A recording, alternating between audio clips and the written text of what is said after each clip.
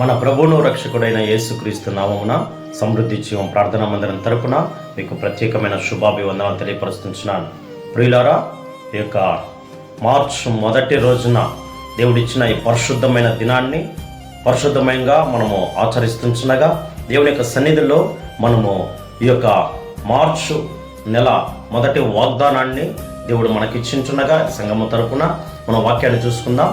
యెషయా గ్రంథం 42వ అధ్యాయం 7వ వచనము ఈ రీతిగా సెలవిస్తుంటున్నది.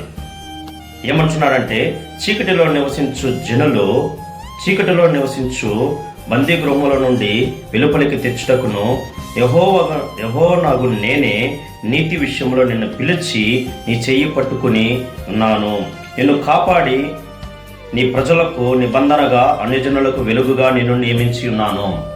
ఇక్కడ యెషయా గ్రంథకర్త ఏమంటున్నాడంటే, యెహోవానగు నేనే నీతి విషయములో నిన్ను చెయ్యి పట్టుకున్నవాడను, నీతి విషయంలో నిన్ను పిలిచిన వాడను, నీతి విషయంలో నిన్ను నీ చెయ్యి పట్టుకుని నిన్ను కాపాడి నీ ప్రజల కొరకు, నీ బంధువుల కొరకు, నీ రక్త సంబంధికుల కొరకు, నీ తోటి వారి కొరకు నీ ఇంకా బ్రతికించి ఆయుష్కాలమును ఆరోగ్యమునిచ్చాడంట.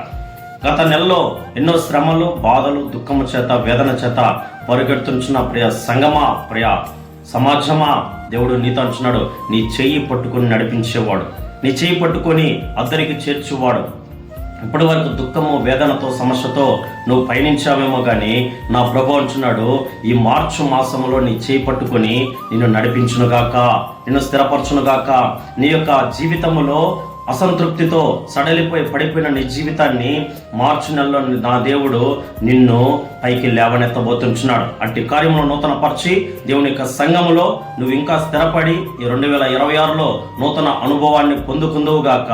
ఇటు వాక్యాన్ని దేవుడు దీవించి ఆశీర్వదించునుగాక. ఆమేన్. ప్రార్థన చేసుకుందాం.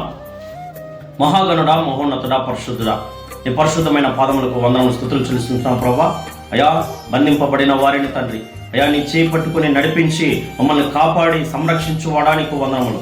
అయా, ఫిబ్రవరి మాసంలో పడిపోయి దుఃఖములో, వేదనలో, సమస్యలో, పోరాటములో బ్రతికిన అయా ప్రతి బిడ్డని తండ్రి, ఈ మార్చి నెలలో తండ్రి నూతన జీవితాన్ని అయా వారి చేయి పట్టుకుని నడిపించి అద్దరి వరకు చేర్చండి, కృప దయచేయమని వింటున్న వాక్యాన్ని తండ్రి నీరు కట్టి ఫలింపచేయండి. ఆత్మానుసారంగా స్థిరపడటానికి ఈ సమృద్ధి జీవం ప్రార్థన మందిరం తరపున అనేక మంది అయా పడిపోయిన వారిని పైకి లేవనెత్తడానికి కృప దయచేయమని నామానికి మహిమ, ఘనత, ప్రభావాలు చెల్లిస్తూ యేసు అతి దివ్యనామమున నడుచుచున్నాము తండ్రి.